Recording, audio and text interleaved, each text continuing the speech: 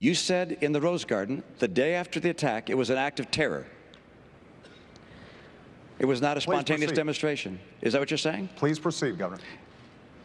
I want to make sure we get that for the record, because it took the president 14 days before he called the attack in Benghazi an act of terror. And welcome back to the special edition of Hannity, and we're coming to you live from Hofstra University in Long Island, the site of tonight's presidential debate. Joining me now in the spin room from the Romney campaign is former New Hampshire Governor John Sununu. Governor, let me fact check this tonight, because in the Rose Garden, he was talking about September 11th, 2001. He doesn't talk about Benghazi being an act of terror. We've got the tape, and then we'll show the timeline of other things. Watch this. No acts of terror will ever shake the resolve of this great nation, alter that character, or eclipse the light of the values that we stand for.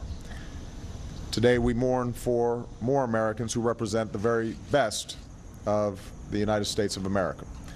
We will not waver in our commitment to see that justice is done for this terrible act, and make no mistake, justice will be done. Now, the president was asked directly. 9 days later, he stated that we're going to continue to investigate this. Then he went on The View, and if you watch, in each case, he was asked directly by Joy Behar on The View if this was an act of terrorism. That was on September the 25th, 14 days later. But watch this sequence as the president still refused to tell the American people the truth. We don't know yet, and so we're going to continue to investigate this. Heard Hillary Clinton say that it was an act of terrorism. Is it? What do you say? Well, we're still doing an investigation. It was a crude and disgusting video. Sparked outrage throughout the Muslim world. And he said that 6 times at the United Nations. Look, he did not say it, so the president got caught. He got caught, and Candy Crowley had no business doing an real time, if you will, trying to fact check, because she was dead wrong. This president got caught tonight with a bunch of statements that weren't correct. He was wrong on the statement about the permits for oil. He was wrong on the statement about the permits for shale. He was wrong on coal. He was absolutely deliberate in his dishonesty on this issue of when he acknowledged it was terrorism.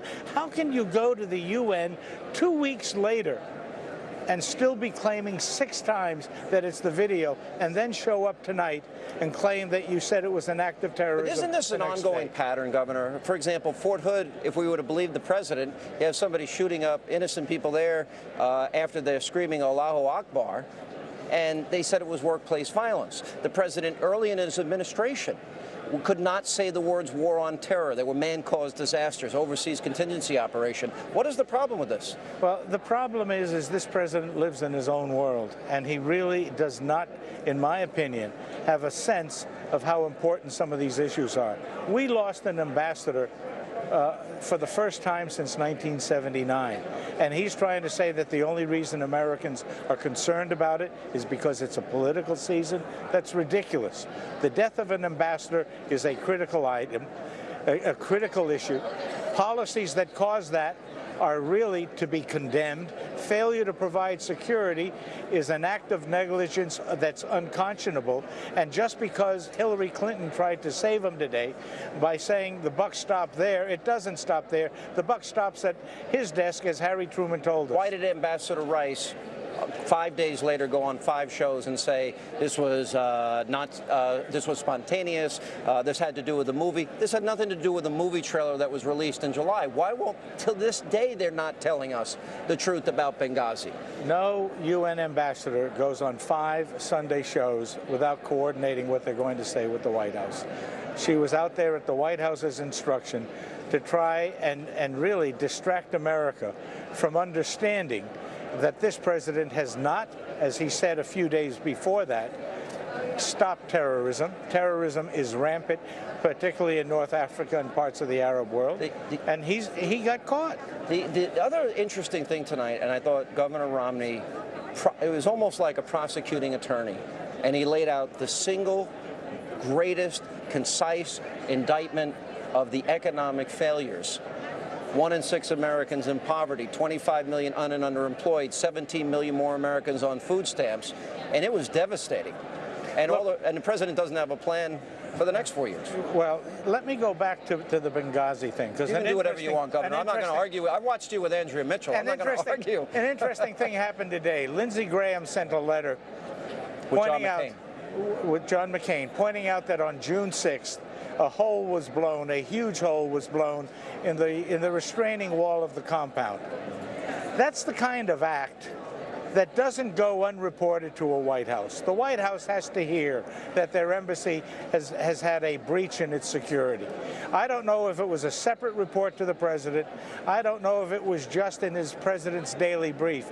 But I cannot imagine that was not sent to the president. Governor, they were watching this, according to testimony from the State Department, in real time. On the video link. Yes. Yes. So they knew, intelligence knew that night. The Libyan president told us the next day. And the State Department acknowledged that they never considered this to be tied to the video, that they always, because of the nature of the attack, treated it as an act of terrorism. So as people now see that the president was just caught flat-footed and lied, and also similarly lied about the oil drilling on federal land issue, what is the fallout in the days following this debate? Well, the Romney administration has to do a good job in dealing with this. They can't. Romney administration? I'm anticipating November 6th. Yeah. The Romney campaign has to do a good job in dealing with this. They can't let the president and his campaign blurry that narrative. They got to go out and work I was listening to them. They're all out there spinning like a top. Yeah. Well, the word terrorism was in there, but he wasn't talking about Benghazi. The word terror was in there, not even terrorism. Good point. Governor, you're going to correct the record. If I mess up, you're there to tear me up. I got to be careful with you. Thanks for letting me on. All right. Thank you, Governor.